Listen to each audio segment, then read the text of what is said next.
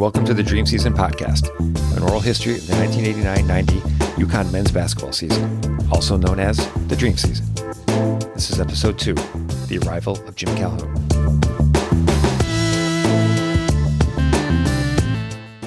On Monday, May 14th, 1986, Don Perno resigned as head coach of the UConn men's basketball team.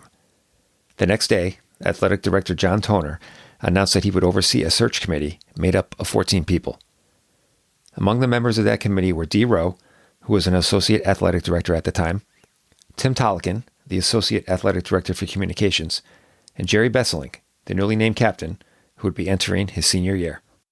I remember going through candidates in the beginning. I was part of everything. John Toner, of course, and they wanted me there. I kept my mouth shut and just listened unless someone asked me to say something. And remember, we always met. I think it was at Whitney Hall, and they'd always have like a dinner for us, and that's where our meetings were. And then they went through the list. I remember guys like Del Harris, these different names like that were part of, all these names that were the stack of resumes were huge. But I knew for sure who was going to be one of the finalists. And that's, I just knew, when his name was even mentioned, I knew inside what was going to happen. Here's Tolikin. We're going to put together a search committee. He asked Dee and I to be part of it internally, and we had some other great people. Jerry was on it. George Dropo, who was one of the Dropo brothers from a great alumni family, was on it. We had faculty members like Frank Vasington on it. So there were good people on it. And Dee and I really, especially with Dee's contacts, he wanted us to kind of do the due diligence and call and check people out that might or might not become candidates, maybe even invite a few. Dee actually made a call to John Chaney. And they obviously knew each other from the coaching fraternity. And Dee said, "John, would you have any interest?" And John respectfully declined and told Dee, "Thank you very much," but he loved doing what he was doing and wasn't. And other names, names as resumes came in, and many did. But as you can imagine, yes, we were in the Big East, but it wasn't what I would call a star-studded candidate pool of people interested, because I don't think anyone believed Connecticut could ever catch up with, let alone vault by, any of these other great programs. On the day Perno announced his resignation, the names of some possible successors began to emerge. Among them were assistant coach Howie Dickerman, Fairfield head coach Mitch Bonagaro, who was an assistant for Raleigh Massimino on Villanova's 1985 national championship team, and Northeastern head coach Jim Calhoun. The committee had a self-imposed deadline of May 18th to select the new coach. Some other familiar names would express interest, such as future Hall of Famer George Karl, who later that month would be named the head coach of the Golden State Warriors, and recently retired NBA player Butch Beard. However, by May 10th, the list was narrowed down to Bonagaro, Calhoun, and Nick Makarchuk, head coach of Canisius College. Makarchuk was interviewed on Friday, May 10th, Bonagaro on Monday, May 12th, and Calhoun on Tuesday the 13th. Calhoun was offered the job on Wednesday the 14th. UConn's former longtime Senior Associate Director of Athletics Communication, Mike Enright, remembers a moment during the previous season that was possibly a premonition of Calhoun being offered the job. Northeastern comes in, and we all knew the success they had, and here's this head coach who, quite frankly, is roaming up and down the sidelines and yelling and screaming, but had a heck of a basketball team, and won the Connecticut Mutual Classic.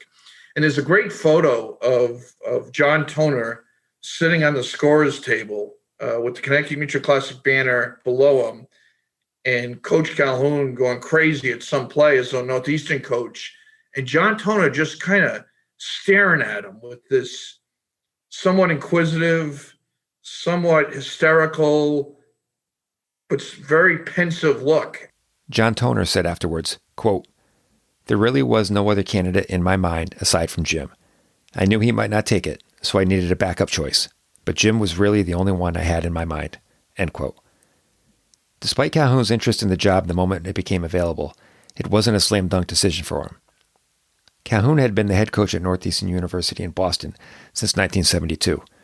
In 1979, he led Northeastern during their transition from Division II to Division I and proceeded to lead the Huskies to the NCAA tournament 4 times. However, he felt that Northeastern had plateaued as far as a program. Calhoun had a running joke with another Boston coach, Rick Pitino of BU. They liked to say that their matchups were a battle for 12th place in the hearts of Boston sports fans, after the Red Sox, the Celtics, the Bruins, the Patriots, college hockey, etc. Earlier that spring, Calhoun had an opportunity to become the head coach at Northwestern, a program in a larger conference, the Big Ten, and a larger city, Chicago. Calhoun spoke with friend and Indiana University head coach Bobby Knight, who told Calhoun that no one could win there and that he should avoid taking a job at any directional school. If the school had North, South, East, or West in the name, look elsewhere. His last piece of advice was to find a state school, the University of something, as they would have more resources and many more fans. Jerry Besselink had a feeling during the interview process that Calhoun was going to be the choice. That presented some awkward moments for the soon-to-be senior forward. I remember when I met with him, I was intimidated, and in a way, what am I going to ask this guy? I don't want to get benched. I said, I'm even if he doesn't come here, I'm thinking, I'm just going to get beat up by Coach Calhoun, in a good, I'm just joking, of course, but we just had a great conversation and we talked about that game and it wasn't like, it'd be easy for me to say, Coach, look, I'll put in a good word for you if you promise me 30 minutes. So nothing like that was happening. As Calhoun molded his decision, he met with a familiar name to UConn fans, D. Rowe. Calhoun and Rowe had run in similar circles for several years, as Coach Rowe ran basketball coaching clinics throughout New England. Calhoun considered Rowe a dear friend and a mentor, and their talk while walking around Mirror Lake on the UConn campus played a decisive role in Calhoun's decision to accept the job. Here's Tim Tolikin again. Dee did a great job of getting Jim at the last minute when a decision had to be made. And Jim, could have stayed. He and his wife Pat's whole background was Massachusetts.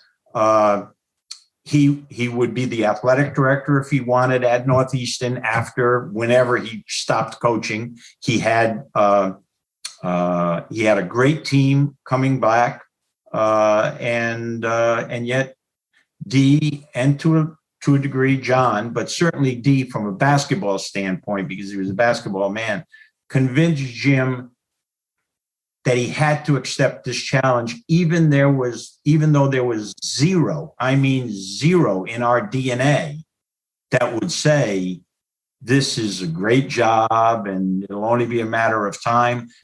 Calhoun broke the news to his family, much to the chagrin of his youngest son, Jeff, who wanted to stay in Boston, and wore red Northeastern socks to his dad's introductory press conference as a form of protest. Calhoun also made a point to meet with each of his Northeastern players individually to explain his decision to leave for UConn. The next day, Thursday, May 15, 1986, a formal press conference was held at the Faculty and Alumni Center to introduce Jim Calhoun as the 17th men's basketball head coach in UConn history. He received a 7-year contract worth, quote, Big East money. At the press conference, Calhoun said, quote, I'm not trying to be philosophical, but I look upon UConn as a ship, and I'm looking upon it as a new voyage, a new direction. I'm going to do everything in my power to make UConn the best basketball team it can possibly be. I don't work miracles, but I will work as hard as I can work, end quote. Longtime radio play-by-play broadcaster Bob Usler had some memories of Calhoun from his days at Northeastern. Jim Calhoun coached Northeastern team was something you didn't want to tangle with. I mean, they were good. They had a style, and you knew it then. So when he showed up at UConn, a lot of people were like, who? Some, not all. Well, if you were a Northeastern or a New England basketball fan, you knew who Jim Calhoun was. But I did have that going for me. I had seen his Northeastern teams, and you could immediately see this is a team that reflects, as the old saying goes, the personality of his coach. And so when he got the job at UConn, I'm thinking this is a pretty good choice. Jim Calhoun had his work cut out for him. One of his first acts as head coach was retaining assistant coach Howie Dickinman. Calhoun was impressed with Dickinman's loyalty to the program, as he stuck around to bridge the gap between coaches after Don Perno's resignation. He also appreciated how Howie didn't blame his previous boss for any of the issues the program faced. Calhoun figured if he would defend his last boss, he'd defend his current boss as well. The next assistant Calhoun hired was Dave Lato, one of his former players at Northeastern, as well as an assistant on Calhoun's staff the previous 2 seasons. Bill Cardarelli, a coach at St. Thomas Aquinas High School in New Britain, Connecticut, was the third and final assistant coach on Calhoun's staff for the 1986-87 season. One of Cardarelli's tasks was to keep a close eye on Connecticut high school players. Jim Calhoun was faced with a daunting challenge and not a lot of time in which to accomplish all that needed to be done before the first practice in October. Because he was hired after the spring semester had ended, he was not able to meet with his players as a group until they returned to campus in September. He did have the 66-page report from the President's Task Force on Athletics, which was published just weeks before he was hired. That report strongly influenced his decision to accept the job. He saw the task force as a sign that the university was committed to turning around the athletic program, and he was bound and determined to follow through on the recommendations. He was so committed to the report that the first section of his newly signed contract read as such: "It is acknowledged by the university that part of the reason Coach has entered into this agreement is with the expectation that the university shall use its best efforts to implement the recommendations of the University Task Force on Athletics, particularly as such recommendations relate to the university's basketball program, and the university shall use such best efforts in cooperation with Coach." And while the report, which he kept in his desk for the next several years, guided Calhoun, the changes that were needed weren't going to take place overnight. That didn't stop him from trying. Calhoun spent the spring and summer of 1986 meeting with admission staff, administrators, professors, players, and recruits. A major focus for Calhoun was trying to revamp the academic support system for student athletes. If you recall from the task force report, the major recommendation was to abolish the old academic support system, which clearly wasn't working, and create a new program as soon as possible. This would be a battle Calhoun would fight for the next several months until the changes were finally implemented. Unfortunately, there were still academic casualties yet to come. The on-campus facilities were another major problem for the program. The coaches' offices were on the second floor of the field house, with no air conditioning and what Calhoun described as a curious, foul odor that never left, ever. The offices were still equipped with rotary dial phones, which Coach Dickenman determined cost them 5.2 seconds per call when compared with a touch-tone phone. The phones were quickly upgraded. Because the seating capacity at the field house was so small, it was not allowed to be used for any Big East matchups. Hence, all Big East games were played at the Hartford Civic Center or the New Haven Coliseum if the Civic Center wasn't available. Plans for a brand new on-campus sports center had been presented to the UConn Board of Trustees in 1975, but had been delayed over the years for various reasons. Architectural drawings of the facility had been drawn up, but the money was never raised and ground had never been broken. Calhoun had shown Jerry Besselink the plans, and Besselink remembered them being the same ones that he was shown 4 years prior. As for the actual basketball team, there were only 5 returning players from the previous season, so another area of focus for Calhoun was ensuring that the 2 incoming freshmen were still on board after the coaching change. For Steve Peichel, a 6'2" 2-inch guard from Bristol, Connecticut, there was never any doubt about his commitment.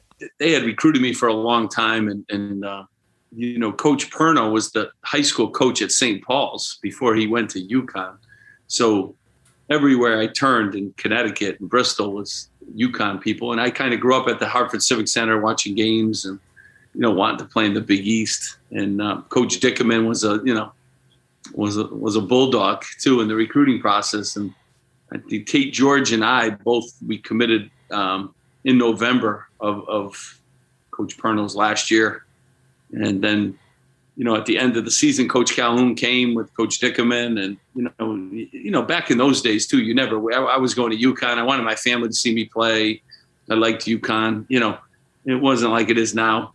There was no reopening recruiting and stuff. I was committed to UConn and was thankful that Coach Calhoun came on board. And, we started to try to change the narrative of UConn basketball. The other incoming freshman was a different story. Tate George, a 6'4" 4-inch guard from Scotch Plains, New Jersey, initially wanted to change his decision after learning of Perno's resignation. However, a visit from Coach Dickerman eased the concerns of both Tate and his mom, and George would be on his way to Storrs in the fall. All of those issues represented the immediate concerns for Jim Calhoun. However, he also had a long-term vision for turning the program around, or as he described it, his battle plan. Number 1, land the great in-state high school players. Build a theoretical barbed wire fence around Connecticut and keep those kids in the state. He wanted to identify them at the grassroots level and then make them aware of what they could achieve at UConn. Number 2, recruit athletes. This was his recipe for success at Northeastern. He learned early on that speed, strength, and height were far more important than fundamentals, which can be taught. Number 3, broaden the scope of recruiting to a national level. Calhoun realized he wasn't going to be able to compete with players in the backyard of the established Big East schools, so he'd rather target the best players in states far from Big East cities. Number 4, make UConn a school that kids want to attend. In order to do that, the academic support needed to be in place and the new on-campus arena had to be built. Number 5, quite simply, find good kids who are driven to succeed. Recruiting the athletes that Calhoun wanted wasn't going to be easy considering the state of the program. There were a lot of negatives swirling about UConn, but those could be used to UConn's advantage. Coach Lato liked to tell recruits that, sure, you could go to St. John's and be the next Chris Mullin, or you could come to UConn and be the first you. You can set the bar for the next generation of players to reach. Coach Dickerman would sell the idea of playing against the best players in the conference and proving that you belonged in the same league as them. Other schools would try to convince kids that UConn was completely isolated in the middle of nowhere. Calhoun and his staff would counter with the fact that both New York and Boston were just a short car ride away. The lack of players in Calhoun's first year also presented an opportunity that a lot of other schools couldn't: playing time and lots of it. The conference itself was the ultimate recruiting tool. Ever since the league exploded on the national college basketball scene, the allure of the Big East was something that UConn attempted to exploit. Here's Mike Enright again. That's what we were selling the program on, was the Big East. I mean, we would, the coaches, we'd make sure that the coaches' sweaters said the Big East, because if it just said UConn, sometimes, and they'd go to the recruiting camps, sometimes the people forgot UConn was in the Big East. So we made sure the Big East was on the uniforms. We made sure the Big East was on the court.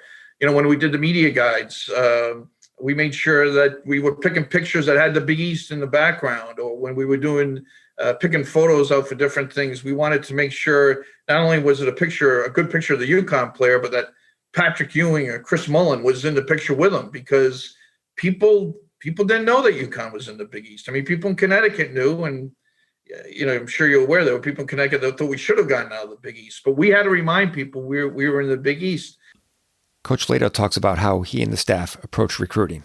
I won't take any of the credit. Howie, I was 2 years into the business. So you go from Northeastern to a Big East school in UConn. What do I know about recruiting as I'm learning, or national recruiting? So I just, for me, followed Howie's footsteps each step of the way. He was a horse, relentless, morning, noon, and night. Jim, had, as everybody knows, had a great gift of gab and salesmanship. So it was just up to Howie and I, to kind of identify the kids. There was already good players there with Cliff Robinson and Phil Gamble and a few others that Howie had done with Don Perno. And so, grinding it out, getting a lot of no's that first year or two or three, because the identification, I think the biggest thing was before we got to 90 in that season, was one, trying to keep in-state kids home. So, the guys that had left to Villanova at Pannone, and, those stories were endless, Boston College with Michael Adams, John Bagley. So trying to keep those kids home was a monumental task, but we attacked it. And then understanding the landscape of the Big East. So you had national programs in St. John's, Syracuse, Georgetown, Villanova, Providence. We couldn't really compete with those guys in the East. Go to New York, you had to wait your turn. Go to Philly, DC, you had to wait your turn. So we started to branch out and go places where we could sell the Big East as much as we could sell UConn. So that the combination of those two things kind of got us on our way. But, Coach, for who he is, and like I said, his salesmanship, and Howie, I'll give him a ton of credit for just knocking on every single door and teaching me as much about recruiting as anybody and anything that I've ever learned. Once September rolled around, Calhoun was finally able to meet with his new team as a group. Here's senior Jerry Besselink again with what he remembers from that initial meeting.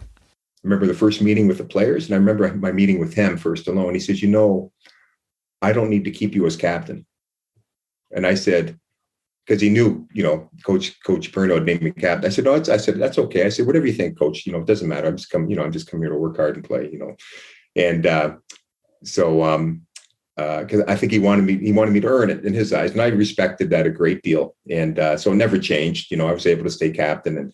And the first meeting, I remember Cliff Robinson and Phil Gamble had hats on in the meeting, and they weren't on very long. I won't tell you what was said, but Coach Calhoun was proudly walking back and forth like a lion in a cage. And it was like, all of a sudden everyone just stood up a little bit straighter, or, sat up a little bit straighter, and everyone's ears perked up a little bit more because you knew. And then when he told me for captain's practice, he said, in those days they called it captain's practice. He said, I expect you guys to do a running program. I want you to use the Cemetery Hill, twice a week. And then first want to do 10 trips up the Cemetery Hill. I'll have a little surprise for them. And I never told anyone that. I always made sure I was the first one to do it. So I did that. That's the truth. And and then everything was a build up to that 4-mile run at the time. It was like a 4-mile run. It wasn't like 3 miles like I think they do now. And so he said, I don't expect you guys to play every day, but 7 days a week. The first official practice was held on Wednesday, October 15th, 1986. There were only 5 returning players, 2 freshmen, and 9 walk-ons participating. Steve Peichel, who had dislocated his right shoulder the week prior diving for a loose ball, was unable to take part in the fun. The first hour of the practice was held behind closed doors in Geyer Gym, before moving to the field house for the remaining hour and 15 minutes. Junior Jeff King said, quote, "It was the hardest practice I've ever been through. It was very hard," end quote. Calhoun thought differently. Said Coach, quote, "We didn't want to work them too hard today. Today was a good day for introductions," end quote. Here's Besselink again. I was in the best shape of my life. And then I was the first scholarship player. I'll never forget, I ran that 4 miles in 24, 2 cases of beer. That's how I remember it. And I was in unbelievable. Then we had a day off and then official practice started. Now I wasn't in any shape for that. No shape. First of all, you show up at Geyer Gym and there's paper over all the windows. I'm not lying. No one could look in the windows. No media was allowed in. The first hour and a half was in Geyer. Then we went to the field. That's where all the media was. And I tell you what, Coach wanted me to run warm up. And as soon as I started doing jumping jacks, Dave Ladle stepped right in. I think they both land-based me for doing jumping jacks wrong. Instead of just going 1, 2, 3, they said 1, 2, 3, 1, 1, 2, 3, 2. It was just all these little things that they were, and I caught on pretty quickly. And I said, okay, but I get this, no water breaks in the first hour and a half. I'm not lying to you. We get into the field house. There's the Gatorade container with that little tap thing you push and empty cups, right? But still no water break, but it was there. And I remember I was looking at James Spradlin. I don't know if you remember James Tex at all. His lips were blue from dehydration. And I remember, and I was in great shape. I was in the best shape. I used to win the suicides. And I took a great deal of pride in that. And it carried me through my professional career as well. But I said to Coach Stickman, he had his towel around his neck, like he, tucked under his shirt, like I'm getting ready for a boxing match. I said, "Coach D, I need a friggin' drink." I looked at him, he was on the baseline. He just, "Nothing I can do for you, Bess." And then finally we get a water break. And remember Karsten Kibbe? He's one of my best friends. The best he ever boxed out was at that friggin' Gatorade tub. He didn't let anyone in front of him. He kept everyone off the glass there. He got about 5 drinks and a minute went up. No one else got a drink. We were ready to kill him. And we kept going. Finally, we got a little longer break later. And it was just like probably 3.5 hours total. And it was just, it was just, he set the tone. And, people say like when coaches were younger and they get this reputation of being extremely tough. And they say as they get older, they mellow. All I got to say about that is I have a hard time seeing Coach Calhoun being as tough on any group as he was on us. The team started the season with an exhibition matchup against the Melbourne Tigers, a touring national team from Australia. The Tigers had just lost to Boston College by 22 points the night before. Melbourne bounced back from that loss and defeated UConn 192, behind 42 points from Andrew Gaze. Gaze would eventually end up playing for another Big East team, Seton Hall, leading the Pirates to the 1989 NCAA championship game. 15 minutes after that game ended, the players became first-hand witnesses to another Calhoun tradition, the post-defeat midnight practice session. One other notable event from the loss to Melbourne was that Steve Peichel dislocated the same shoulder he had injured before the season, diving for another loose ball with just 2 seconds left in the game. He would miss the first 7 games of the season. Calhoun's first team at UConn was led by senior Jerry Besselink, junior center Jeff King, 2 sophomores, forward Cliff Robinson and guard Phil Gamble, and the 2 freshmen, guards Tate George and Steve Peichel. They would win their opening game of the season against UMass, but followed that up with an overtime loss at Yale. On Tuesday, December 9th, UConn traveled to Boston to take on BU. On the way to the game, the UConn bus was involved in an accident on the Mass Pike. The bus was too damaged to continue, and Calhoun attempted to postpone the game to another day. BU administrators refused. The Huskies didn't arrive at the arena until 9 p.m. and were only given 45 minutes to warm up. BU won the game 80-71. Calhoun was furious with the lack of sensitivity on the part of BU. Calhoun had defeated BU 8 straight times while at Northeastern. BU head coach Mike Jarvis said after the game, quote, "Are we trying to find excuses for UConn? Are we, folks? If Calhoun doesn't come back, he'll never know if he could beat BU. We've played teams before that never came back. That's no problem." End quote. Jerry Besselink remembers the game and the aftermath. But I think that one of the toughest losses was when we went up to BU and lost after the bus got in an accident, and we still went up and played. They wouldn't postpone the game. There's no love lost between other Boston coaches and Coach Calhoun, I don't think, because he ruled Boston for years, I think. So, we went up there and lost to BU, and I remember after that game, the next day, Coach Dickman called me into his office. And he just, a lot of swearing going on. And he just told me I was a useless leader.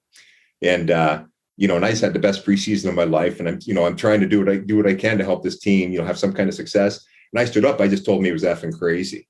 And I slammed the door. And the next game we played Rhode Island, and I had 22 rebounds. And then and we won, and it was an overtime game. And Coach Calhoun said to me after that, I guess you and Howie had a chat, did you? And I said, yeah. I said, we had a chat. I said, but that's what they do. They're always trying to push buttons, eh? So, and I understood that. So I wouldn't have changed a thing. UConn was 6-6 overall after their first 3 Big East games, before dropping their next 4. Then, on January 25th, 1987, Cliff Robinson and Phil Gamble were declared academically ineligible. That left UConn with only 5 scholarship players, with the rest of the team made up of walk-ons, including a goalie from the soccer team and a baseball player. Here's Tim Tolikin recalling the meeting when Calhoun learned that he was about to lose 2 of his top players for the rest of the season to academic difficulties. Well, Jim was involved in everything, including a great meeting that's probably just the first time maybe it's ever been talked about publicly, but what the heck, I'm retired now. So January of 87, Cliff and Phil are going to be probably declared academically ineligible. So Jim has to go to a meeting over in Gully Hall with the academic people, academic vice presidents, et cetera.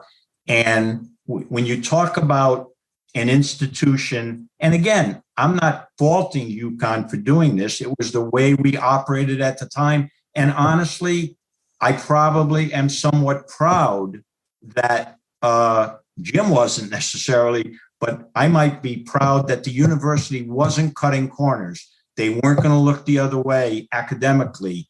But he goes to a meeting and he ends up coming to my house after the meeting. And he comes in the house and I said to him, how'd it go? He goes, well, he says, I go to the meeting and he goes, they have Cliff's thing and they have Phil's file. And they literally, according to Jim, and I have no reason to doubt this, they had a calculator.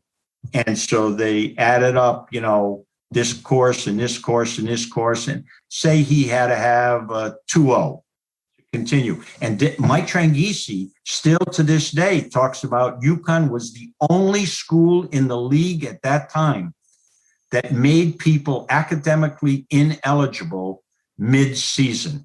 No other school had that in their formula, okay, academically. Anyway, Jim's at the meeting and someone on the academic side has the calculator and goes, yep, say it's 2.0.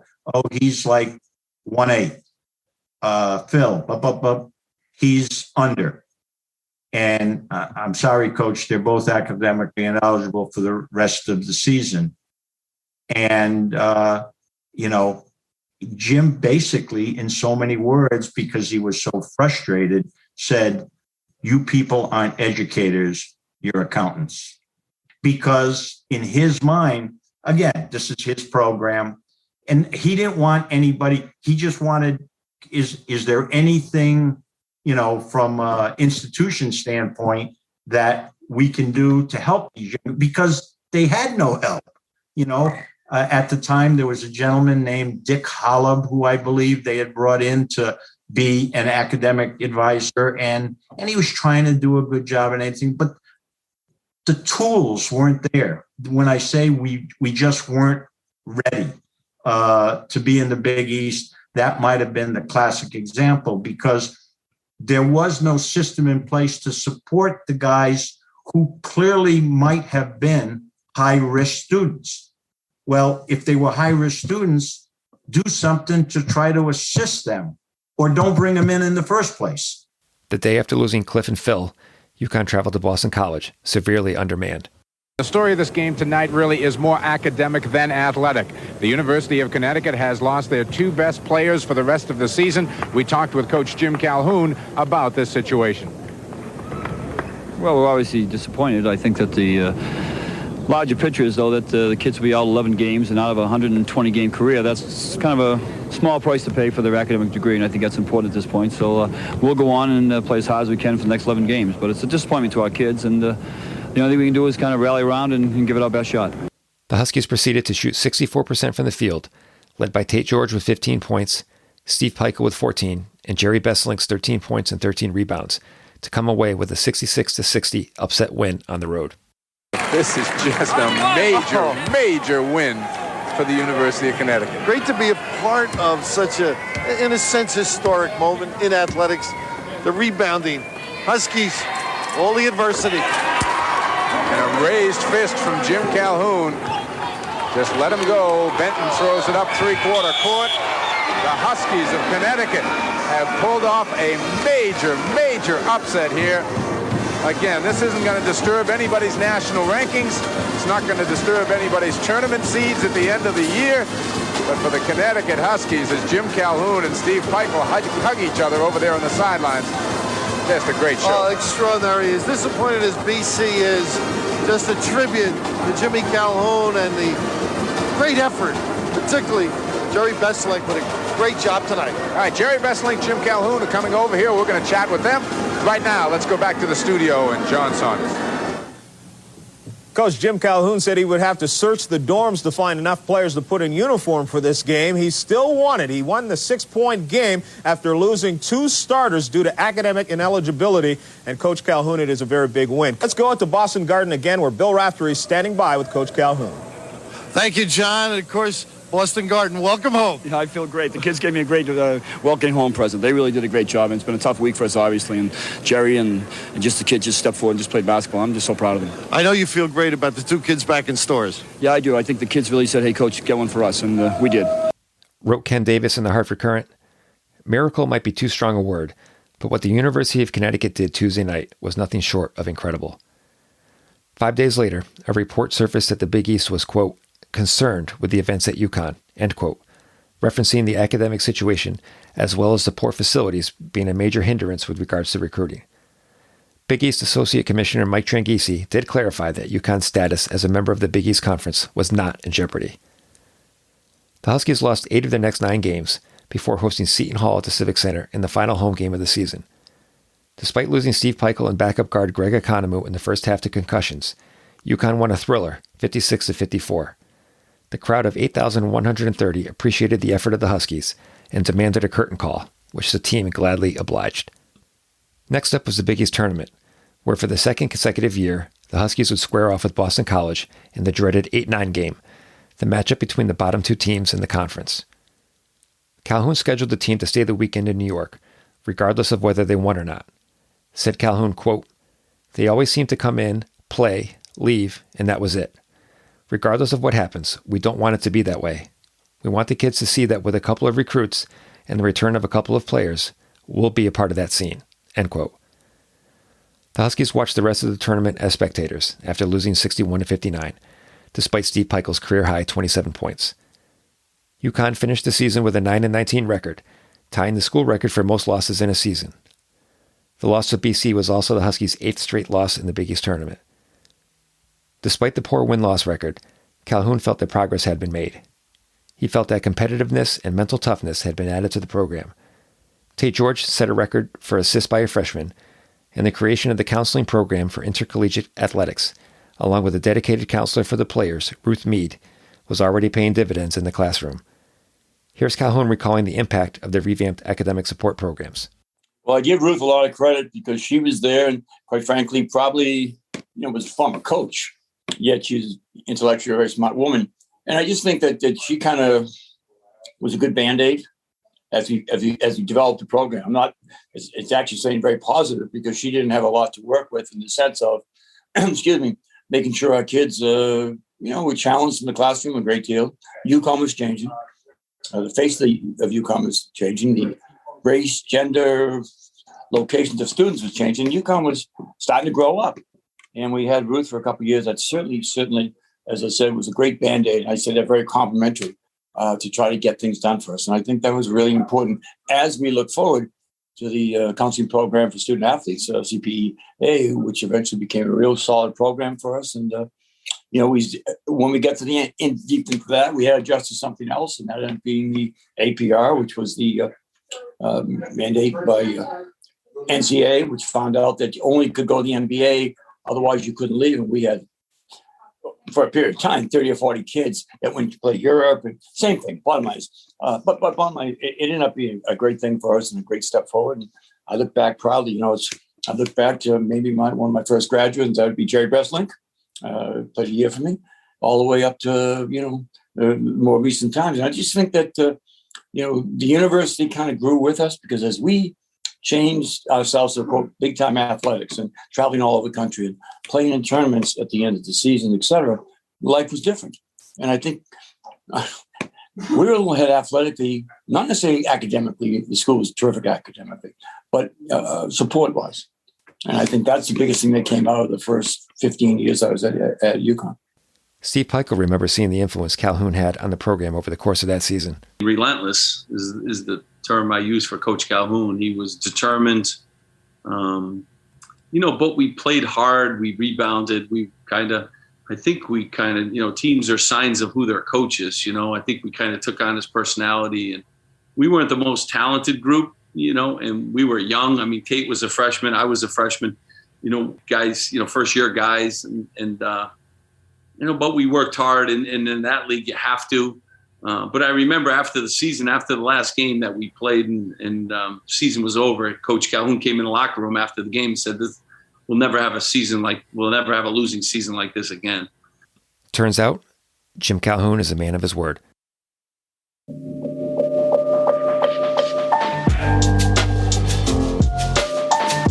Coming up on the next episode of the Dream Season podcast, UConn goes on a magical ride in March. The Dream Season podcast is researched, written, and produced by me, Matt Edwards. Written sources for this episode include the Hartford Current Archives, Dare to Dream by Jim Calhoun and Lee Montville, Ken Davis's University of Connecticut Basketball Vault, and Hoop Tales, UConn Huskies Men's Basketball by Robert Porter and the mayor, Wayne Norman.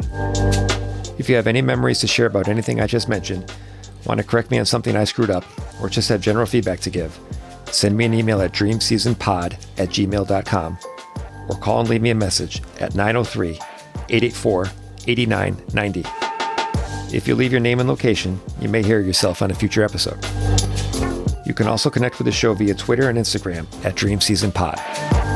Thank you all for the positive feedback I've received so far. I really, really appreciate you listening. Thank you.